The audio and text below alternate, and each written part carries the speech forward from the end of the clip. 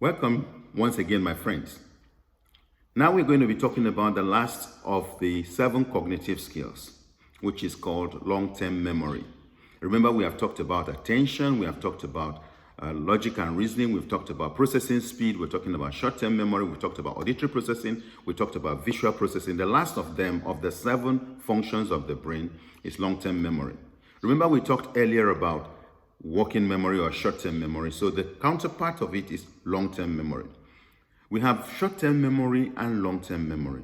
We define short-term memory as, or we said it was, that information, that ability to analyze information when you're in a conversation with people and be able to then say, oh, this is what this means, and to remember the conversations that you're having.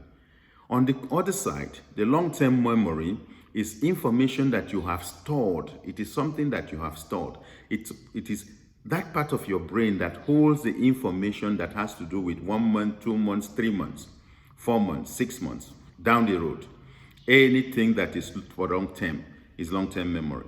So some people do have good short-term memory, but they do have poor working and poor long-term memory. And that makes it quite challenging for them to remember things that they have done maybe last year or 6 months ago or 3 months ago.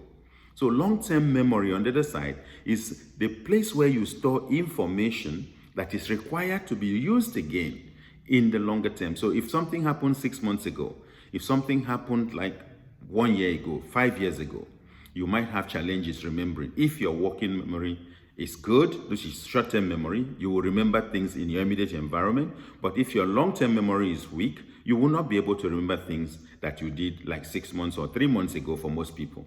So, but there are exercises that you can do either way for improving the long-term memory as well. When people start to have a condition we know as dementia, sometimes both their short-term memory and their working memory are challenged. And as a result of that, they struggle to even remember the names of their children, the faces of people they meet, what they have had for breakfast or even lunch or dinner, whatever it is, they tend to forget.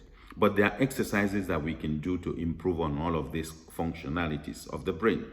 So what I want you to do is stay tuned on this channel, because after this conversation, the next conversation we are going to be having is taking you through exercises that you can do to improve your attention, working memory, and all the other functions of the brain. Until then, I remain Ben Arikpo, your master brain trainer. Please stay tuned with me, subscribe, like, and share this video. Thank you. God bless you.